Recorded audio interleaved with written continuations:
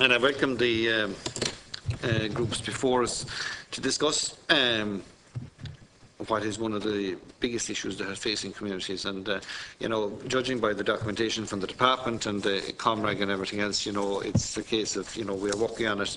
But there is a crisis out there. There's a huge amount of communities out there that aren't, that the broadband issue is one of the major concerns. And everybody, you're quite right in some of the language you use, everybody is now require broadband. And the problem I see with it is that, you know, the ESB, the joint venture with the ESB, that is bringing broadband to the provincial towns in phase one of it. And it's a case of, you know, it's coming to a certain level, but the deep penetration, and, you know, I live 4 miles from the Kerry border, and by the documentation, everything is splendid in Cahersiveen and in Kerry and everything else. It's not. There is a crisis out there. There's a huge amount of, you know, whether I'm meeting the wrong people or whether it is just that, you know, in relation to Aircom, one of the providers, they contacted Comreg there in relation to a complaint for some of the regions in North Cork recently, and there has been no feedback in relation to it. What happens with the complaints when it comes into Comreg in relation to if there's a fault from the service providers? How fast is that acted upon? What is the way that the complaints are dealt with, and what are the outcomes from those complaints? There is huge frustration out there, huge frustration. In relation to the broadband scheme that was announced back in April, does that have to get state aid approval from the EU? When is that likely to happen? And why wasn't that, you know, put out there back in April in relation to waiting for it?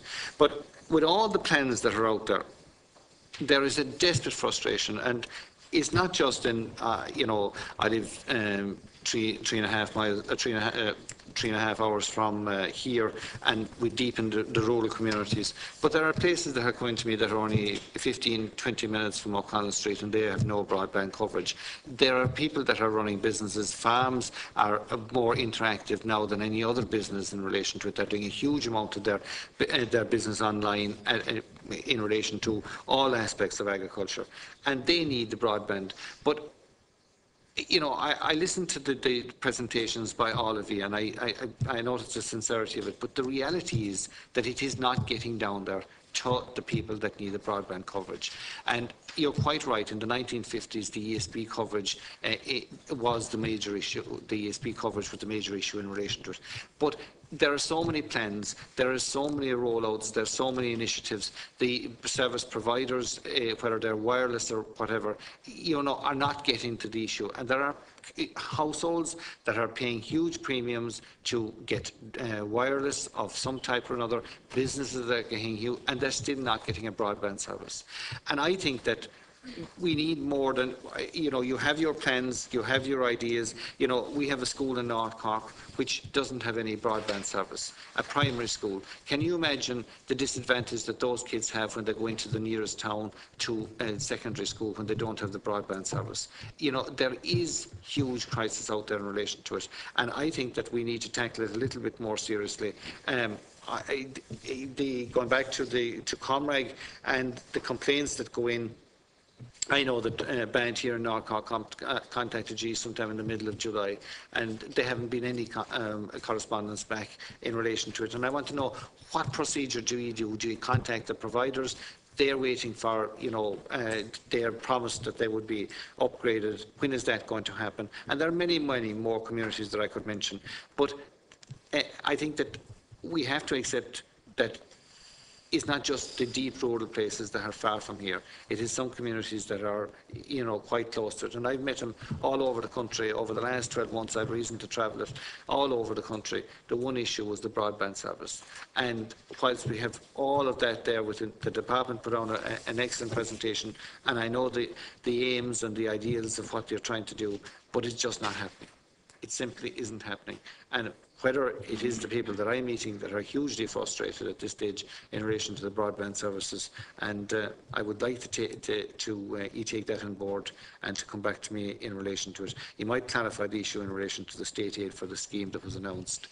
Where is that at? When is that likely to happen? Or is that something that's going to happen, you know, a long time down the line? And okay. Sorry. Chairman, Deputy, if I might address your point, I don't disagree. We know that for the likes of Cahersiveen, the service has been upgraded and it's great, but if you live just outside Cahersiveen, that's no good to you. We're very critically aware of that, and that is why we have a National Broadband Plan, which is to address all of that. In relation to the announcement in April, April wasn't just one scheme and there's another scheme to follow. April was the first signal of the government's intent and ambition on this programme to say, here's 1,100 villages where we know for certain we are going to have to go. Actually, it's going to be a lot bigger than that. So we have already been in touch with DG Competition. We have already met them about state aids. We're going through the state aids requirement. We expect we will get state aids approval next year for one scheme for everybody. Next year. Well, I suppose the end of the... Again, we have to go to them now in November with the maps, in conjunction with the maps that we published in November to the general public. Just on the maps and a little bit of detail in that, we are going to publish every single townland in Ireland that will require an intervention, as we say, which we will call white areas, but that will allow every individual to go to the department's website and see is their house included or not, which will include everyone outside the border, Cahersiveen's footprint for Aircom. The European Commission will have to review that and see that we've done a proper job and make sure there's no issues with state aid and the state intervening where it shouldn't intervene. So we go through the state aid process in November as a first stage on mapping, and then towards the middle of next year we go to the second stage of the European Commission to tell them how we're going to do it, because they fundamentally need to know exactly what we plan to do with the money of the state in broadband before they'll give any approval. At the moment, we're not in a position to go to them with that because we have the next 6 months to exactly identify all the issues Catherine outlined in terms of ownership and governance and how exactly you're going to identify these priority areas you mentioned to ensure that the jobs are brought to those areas through the availability of high-speed broadband. And that will be a process we'll go through in 2015, and we would expect to have that state aid approval at some point in 2015, whether it's mid or late, I can't say exactly at the moment. But again, I might add to that, everything will be done in parallel, and we are very confident that the approach we're taking to this scheme is very much in line with the state aid guidelines, so that we won't run into issues where, now you never know, but we are very confident that we're taking the right approach and that DG Competition will be happy with the way we're doing this, and that will mean a much speedier state aid approval process. Okay, thank you. Comreg. Sorry. Thank you, Chair. Yeah, thank you, Deputy Moynihan. Just I suppose the two particular points there. Just the general point. We do absolutely agree about the real expectations of people in rural areas, SMEs, individuals, in terms of what their broadband needs are for the future. And in overall terms, as I pointed out in our presentation, our ambition is to try and regulate in a way that the marketplace will bring these services to as many places as possible. Then obviously state intervention is necessary to fill in the gaps in certain areas. On the specific issue, you mentioned a specific complaint from the North Cork area. We get many complaints per year. We have a certain process where we always require the complainant to have taken it up with the operator for a short period of time, and if they have not achieved satisfaction, then Comreg gets involved. Usually what happens is we talk with the operator directly on behalf of the complainant, and usually we find there's a satisfactory solution. In certain cases there isn't, and in certain cases Comreg needs to go and take compliance action. We're not afraid to do that. So sometimes where there are perhaps significant outages in networks, or where we feel, for instance, consumers are charged when they shouldn't be charged, Comreg will take compliance action, and usually that gets the right result for the consumer. What I would say for your specific case, maybe if we take that offline after the session and we can look at that specifically. I'm sure it's been dealt with, but we'll update you quickly on that. The complaints, or the amount of ones that you would have taken on to the next level, how many of the complaints, the 30,000 odd complaints that you get, how many would you have taken on to the next level, rather than just leave you to see now what the operators resolve the issue?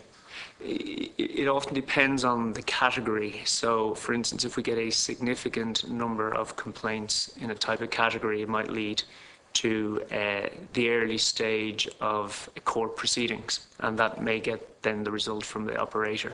And what percentage would it go that far? I can provide you, I think it's best that I might provide you with stats in relation to that. Usually, if there has been... There is a perception like that there is a perception out there that maybe that, the complaint goes in and then that is passed on to the service provider, but there's nothing, that there's no teeth in the, to drive the service provider into rectifying the issue. Sure. I'll give one example where a lot of complaints were being taken together that,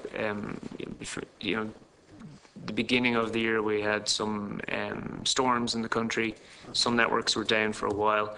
So Comreg would have talked with all the operators about what they were doing to make sure they weren't charging consumers for periods where they had no service. And that would have been done on a kind of comprehensive way. So you would have swept up an awful lot of complaints. And not just complaints, what you're doing there. The complaints are just a sample of the problem. So obviously you're solving the problem for the people who haven't complained as well as those who have. So that's just one example where a lot will be taken together with the possibility of discussion with the operators with the possibility of compliance action. But what I will do is provide the committee with some specific data on how we escalate and how many complaints get resolved at the different stages of escalation after they come to Comreg, and I think it's best that I do that in writing. Okay, that's great.